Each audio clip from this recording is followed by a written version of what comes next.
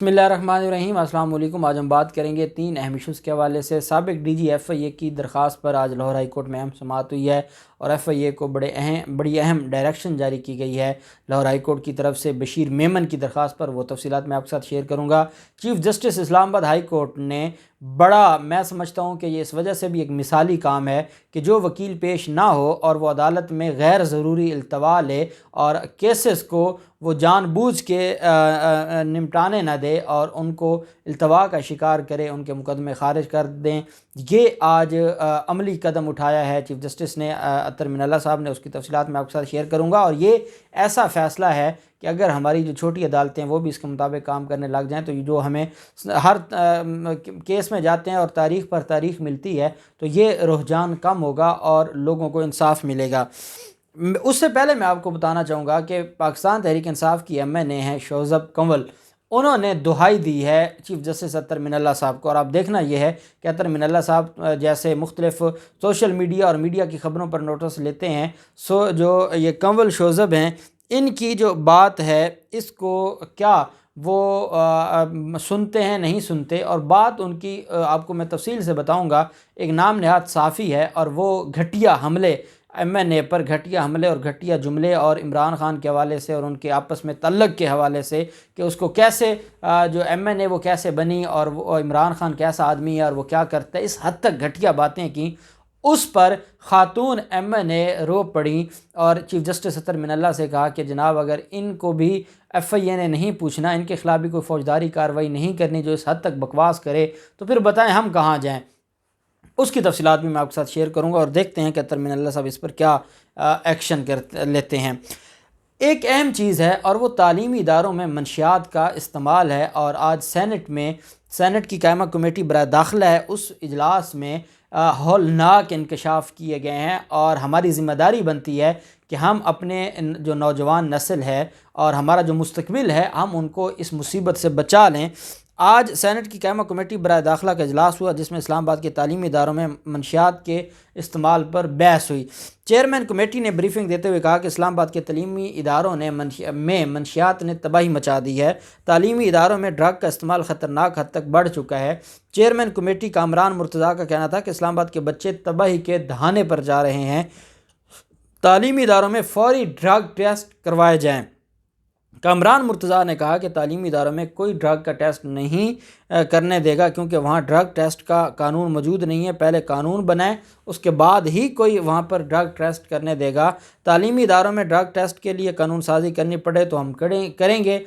جو سینٹ کی قائمہ کمیٹی برائے داخلہ ہے ان کا کہنا ہے، انہوں نے کہا کہ تعلیمی اداروں میں ڈرگ کے خلاف مہم چلائی جائے، تعلیمی اداروں میں ڈرگ ٹیسٹ کی ہدایت جو ہے وہ اس کو دیکھنا ہوگا اور اس کے اوپر ہمیں کوئی فیصلہ کرنا ہوگا۔ جب ان کے سامنے رپورٹ پیش کی گئی اور بتایا گیا کہ ہزاروں سٹوڈنٹس ہیں جو منشیات کی لت میں پڑے ہیں صرف جو وفاقی دارالحکومت ہے اس کی یونیورسٹیوں اور کالجز میں، اور کیسے وہاں پر گینگ ہیں جو ان کو پرووائڈ کرتے ہیں، یہ سب سے بڑی ناکامی تو ہمارے اداروں کی ہے کہ ان جو سٹوڈنٹس ہیں جو یونیورسٹیز میں پڑھتے ہیں، کالجز میں پڑھتے ہیں، ان تک کوئی بندہ تو منشیات پہنچاتا ہے اتنی بڑی تعداد میں، جہاں سینکڑوں ہزاروں سٹوڈنٹس اگر اس لت میں پڑ گئے ہیں تو کیا کوئی چھپ چھپا کے تو نہیں کام ہو رہا ہے۔ اس کا مطلب یہ ہے کہ آپ کے ہر تھانے کا ایس ایچ او اس میں ملوث ہے، آپ کے تھانے کا ڈی ایس پی اس میں ملوث ہے، اے این ایف کے لوگ اس میں ملوث ہیں، تبھی تو وہ منشیات یونیورسٹیوں میں پہنچتی ہے اور یونیورسٹیوں میں وہ استعمال ہوتی ہے۔ تو اتنی بڑی بھاری مقدار میں یونیورسٹیوں میں جو منشیات پہنچتی ہے اس کے پیچھے کون ہے، اور وہ بھی اسلام آباد وفاقی دارالحکومت۔ میں سمجھتا ہوں پولیس اور اے این ایف کو جو شرم کرنی چاہیے کہ کیا آپ لوگوں کی ذمہ داری نہیں بنتی تھی کہ نوجوان نسل کو بچائیں اس مصیبت اور اس جو بیماری ہے اس سے، اور اتنی بڑی تعداد میں وہاں پر۔ اور اب تو یہ پنجاب یونیورسٹی کے حالات یہی ہیں، کراچی میں یہی حالات ہیں۔ کراچی یونیورسٹی تو گڑھ بن چکا ہے، قائد اعظم یونیورسٹی اسلام آباد گڑھ بن چکا ہے۔ تو خدا کے لیے ہوش کے ناخن لیں، اپنی ذمہ داری ادا کریں۔ اگر جب تک ان کے خلاف جب ہمارا یہ معاشرہ اور ہمارا جو مستقبل ہے ہم اس کو برباد کر بیٹھیں گے تبھی ہوش کے ناخن لیں گے، تبھی ہماری آنکھیں کھلیں گی، تبھی ہم جاگیں گے، یا ہمیں ہوش آئے گا اور ہم اپنے نوجوان نسل کو بچائیں گے اس لت سے۔ اور اس سے ایک فائدہ نقصان دو ہیں، ایک تو نوجوانوں کا مستقبل تباہ ہو رہا ہے، اور دوسرا یہ ہے کہ مافیا کو فائدہ ہو رہا ہے اور مافیا اس سے پیسہ کما رہا ہے نوجوانوں کو غلط راستے پر لگا کے۔ تو یہ یونیورسٹی انتظامیہ کا بھی بڑا کردار ہے، اور انہوں نے اتنے سیکیورٹی گارڈز کھڑے کیے ہوتے ہیں اور جگہ جگہ کیمرے لگے ہیں، لیکن پھر بھی اگر منشیات وہاں پر بیچی جاتی ہے اور لڑکے لے کے استعمال کرتے ہیں تو یہ ذمہ داری عائد ہوتی ہے یونیورسٹیوں پر بھی کہ وہ بھی اپنی ذمہ داری نبھائیں۔ پھر معاملہ آ جاتا ہے پاکستان تحریک انصاف کی خاتون MNA کا، اور اس نے جو دہائی دی ہے، اور یہ ان کا ایک دکھ بھرا ایک جو ہے، یہ ایک ویڈیو بیسیکلی وائرل ہوئی تھی، اور یہ ویڈیو جو بنانے والا ہے یہ ایک نام نہاد اپنے آپ کو رضوان رضی کے نام سے ایک ویلاگ کرتا ہے، اور رضوان رضی کے خلاف انہوں نے یہ جو خاتون MNA ہیں انہوں نے چیف جسٹس اطہر من اللہ صاحب سے سوال کیا۔ وہ صرف میں آپ کو سوال پڑھ کے سنا دیتا ہوں، آگے اطہر من اللہ صاحب جانیں، FIA جانیں، اور جو خاتون MNA ہے وہ جانیں۔ اور وہ کہتی ہیں کہ وہ ویڈیو کے اوپر، وہ ویڈیو بہت جو ولگر لینگویج استعمال کی گئی ہے اور تھرڈ کلاس، جہاں نہ اخلاقیات ہے، نہ انسانیت ہے، نہ کوئی عورت ذات کی عزت ہے، نہ کوئی ریسپیکٹ ہے، نہ کوئی آنر ہے، اور پتہ نہیں یہ کہاں سے لوگ آ جاتے ہیں جن کے اندر بات کرنے کی بھی کوئی نہ کوئی شرم نہ حیا، کہ آپ اختلاف کریں لیکن آپ کسی عورت کے بارے میں ایسی بات کیسے ہی کر سکتے ہیں، اور آپ کیسے کسی کے اوپر ایسے جملے آپ جو ہے وہ، آپ کو یاد ہوگا کنول شوذب وہ ہیں جنہوں نے جو پبلک اکاؤنٹس کمیٹی کی جو ایک سب کمیٹی ہے اس کی ہیڈ تھیں، جنہوں نے ان لوگوں کو جو زرعی تحقیقاتی کونسل ہے، ریسرچ کونسل، ان لوگوں کو دوبارہ ان کی نوکریوں پر بحال کیا تھا، جن کو اسلام آباد ہائی کورٹ نے گھر بھیجا تھا، اور میں نے اختلاف کیا تھا۔ لیکن اختلاف کا مطلب یہ ہے کہ آپ کسی کے ساتھ بدتمیزی کریں، آپ گالم گلوچ کریں، آپ بہتان باندھیں، اور آپ اتنی گھٹیا گفتگو کریں۔ اب وہ کہتی ہیں کہ یہ غلاظت، بہتان اور تہمت بازی اور جھوٹا پروپیگنڈا کرنے والا جو ہے، وہ جو نام نہاد صحافی ہے، صحافت کا لبادہ اوڑھے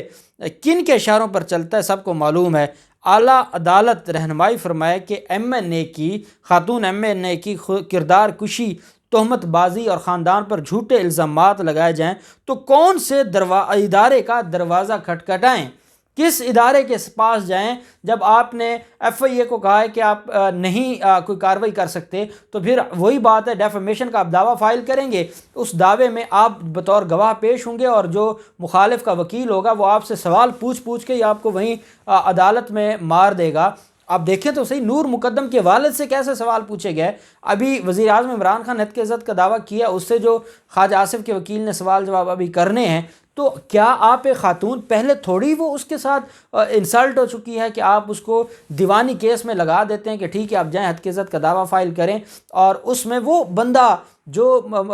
ملزم ہے، جس نے ظلم کیا ہے، جس نے غلط بات کی ہے، وہ انجوائے کرے گا اور وہ خاتون ذلیل ہو جائے گی۔ تو اس پر انہوں نے کہا ہے کہ کس عدالت کا دروازہ کھٹکھٹائیں، یہ ہمیں عدالت ہی بتا دے۔ لاہور ہائی کورٹ میں FIA کے سابق DG بشیر میمن کے خلاف ایک نیا کیس تھا۔ اس کیس میں اہم سماعت ہوئی، اور بشیر میمن کے خلاف الزام یہ تھا کہ جو ماڈل ہے اداکارہ صوفیہ مرزا، اس کے سابق شوہر کے ساتھ گٹھ جوڑ تھا بشیر میمن کا، اور وہ تحقیقات شروع کی تھیں، اور ان کو ایک نوٹس بھیجا تھا 24 دسمبر 2021 کو، اور اس پر جو ہے وہ اس کو چیلنج کیا گیا تھا اور کہا گیا تھا کہ میرے خلاف جو کارروائی ہے وہ غلط طریقے سے کی جا رہی ہے۔ جسٹس اسجد جاوید گھرال صاحب ہیں، ان کی عدالت میں آج سماعت ہوئی، اور عدالت نے 21 مارچ تک FIA کو اس نوٹس کی بنیاد پر کارروائی سے روک دیا ہے